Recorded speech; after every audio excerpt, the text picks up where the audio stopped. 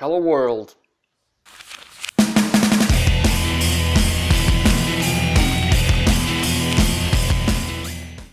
So, just a disclaimer, I'm not going to discuss analog photography in this video. I'm going to discuss exclusively digital photography, but stick around. My information and my decisions may help you out if you are currently making a decision to what camera system to buy in terms of digital cameras go. So, long story short, like most of us I think, I started off with a APS-C camera, very happy. It was a DSLR. I just evolved quickly using that camera, learned a lot, photographed a lot, but in my back of my mind I was always thinking about what type of results can I get with a full frame camera. I could not afford at the time a full frame camera, and I just started saving and doing some jobs at the side, getting some money, and then I bought a full frame camera. Was I happy with the results? Yes, obviously, but only on two specific fields.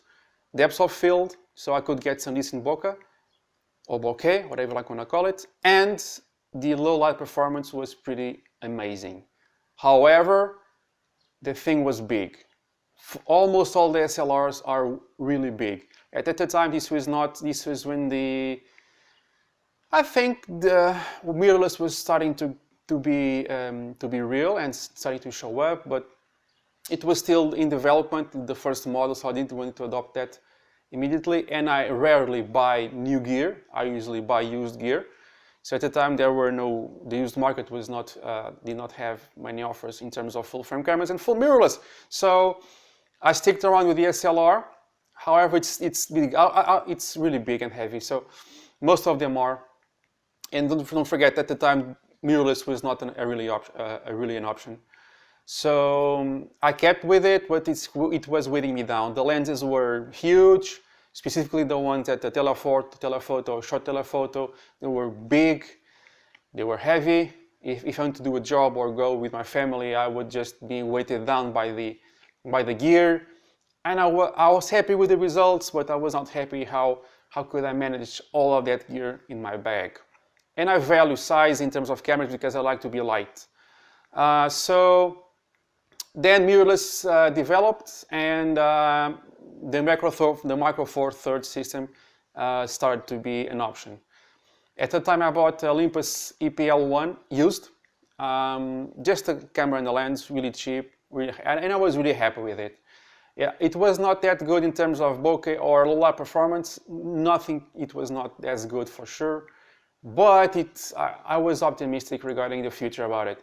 Again, long story short, I got the Olympus EPL5 that I'm filming with it right now, and I was really happy with it. Now the low light performance was pretty acceptable.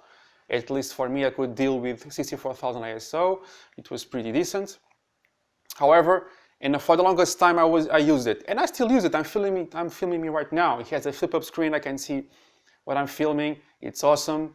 It does not have a mic input for video. That's okay. I'm using an external source.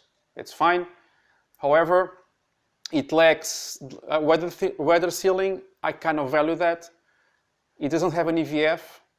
I can buy an external one, but then it just adds to the bulk, and I cannot use a flash at the same time. It was an option, and it lacks physical controls. Everything is through the touch screen. And the grip, it's small. I have big hands and the grip is small, so it makes it harder for me to handle a camera. However, I used it and I still use it. It's pretty awesome.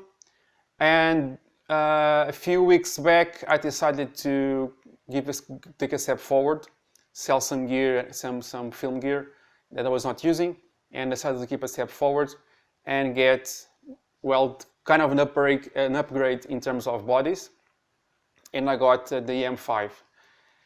It has weather sealing. It has a pretty awesome EVF, not a Mark II, the Mark I. But that I don't buy new gear. I like to buy gear that's tested and true. So it has a grip, a bigger grip. It has an awesome EVF. It's weather sealed and has physical control. So in terms of performance, it's a little bit better, but it's kind of the same ballpark as the EPL5. They call the EPL5 the baby M5 for a reason. And I managed through time. I managed before buying the M5. I managed to build a decent lens collection. And by that I did not spend that much money. And right now I have a kit that goes from standard focal length to short telephoto to telephoto, really cheap and small. Let me show you.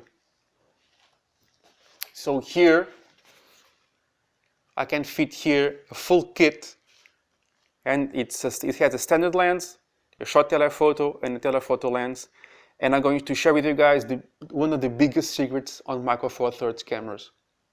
Yeah, I will. So everything fits in here. Everything fits in here, including some accessories. I will open this in a second, and I'll show the contents. Obviously, I had a debate with myself, and it was, but full frame, it's great. Everybody says full frame is the best. Yeah, but it's too big and too expensive. Yeah, but performance. Micro Four Thirds has pretty decent performance. I can sell my full frame gear. I can get Micro Four Thirds gear and still have money in my pocket. I really cannot argue with that. So my internal debate lasted by 10 seconds, and I went heads first with an all-exclusive Micro Four Thirds system. I have two cameras, this one and the AMD EM5. I'm happy with both. This is the one I keep at home for shooting videos and has my second body if I need to have two bodies with the lens. But usually I'm not that big of a fan of having two bodies with me. I managed to do everything with only one body, and let me show you what I can fit in here. So sorry about the noise. So first and foremost, obviously the camera itself. So everything fits in there. So I have my M5 with my classical straps. The only thing I'm missing on my EM5 that I have in my EPL5 is the screen that tilts up. So this is the maximum it can go up, and this goes down. So I cannot shoot myself. The DPL5 actually has the screen all the way up, and I'm seeing what I'm shooting. This does not. But since I have DPL5, I'm okay. So really small, really light. The battery performance is really impressive for such a small battery, and you can get them really cheap and some replacements. But the battery life is pretty awesome. One other thing I do not enjoy in the EPL5 is that the battery compartment and the SD card compartment are underneath, which means when it's on a tripod like now, I cannot access either the battery or the SD card. So I need to take it out the tripod and then swap it out or something like that. I can live with it, but it's kind of a mess.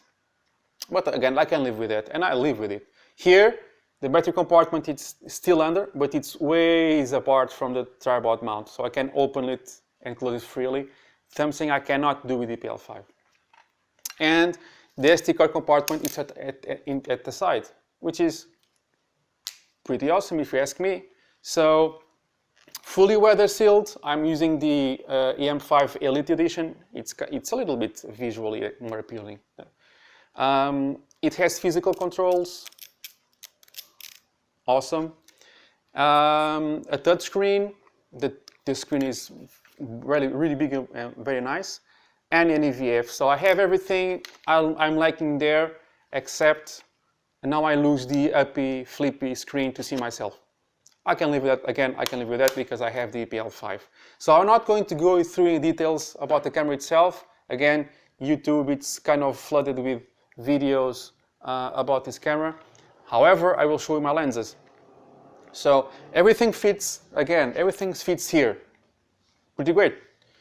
It weighs next to nothing. I use it on my backpack. I prefer to use backpacks, and I can hardly feel it.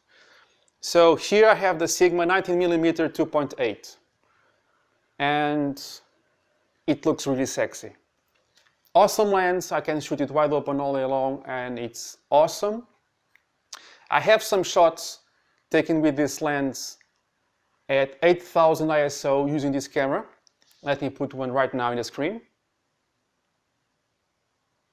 Yeah, it looks pretty decent if you ask me. Okay, So this lens in a Macro Four Thirds body, it's a 19mm lens.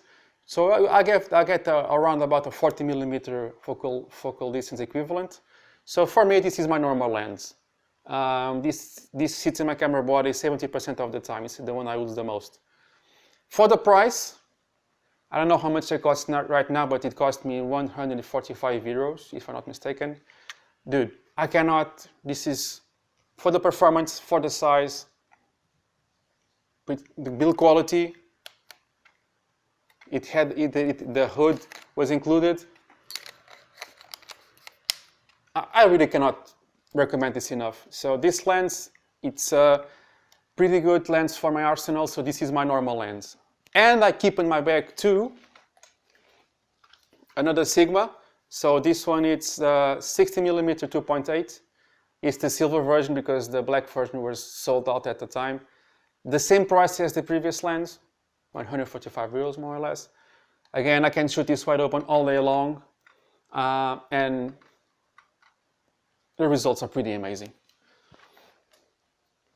But then you say, only 2.8 is a Macro Four Thirds system, you should buy the 1.7, 1.4.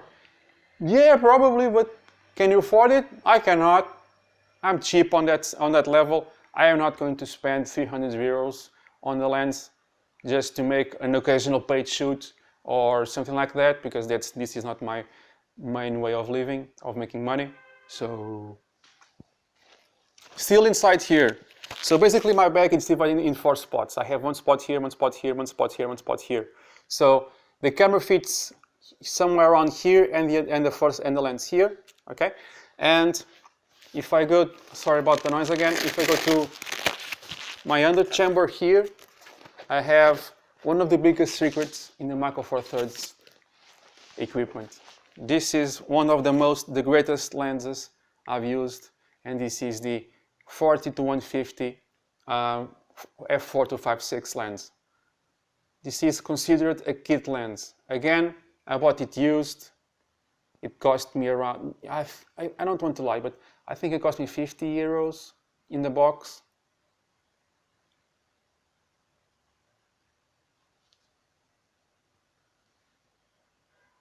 This lens is a bargain. If you need a telephoto lens, obviously it's a 5.6 lens on the longest side, on the telephoto side. Come on, 50 euros, in good light. Go and get it, okay? This lens performs awesome, and it had the hood included. Come on, 50 euros, so 50, those 2 lenses. You probably cannot buy one lens, decent lens I mean, for the full frame kit, for the aggregate of these 3. And here, in the other pouch, I have some stuff. I don't have the batteries right now here, they are charging, but I have an ND filter, I have a step down ring, and I have a remote trigger, so I can put here 3 or 4 or more batteries here. So on these 4 compartments on my small pouch, I can actually fit an entire, sorry again about the noise, an entire 4/3 system that can go from telephoto, short telephoto 60, so this is 120 effective. So the other one goes to 150mm, which is 300 effective. Come on. And my normal lens that is currently attached to my camera. So everything fits here. So I'm just and there, here it is. So this is just the strap. Look, I can do a full day's work of shooting portraits or something like that with this, just this, very light. It doesn't weigh me down.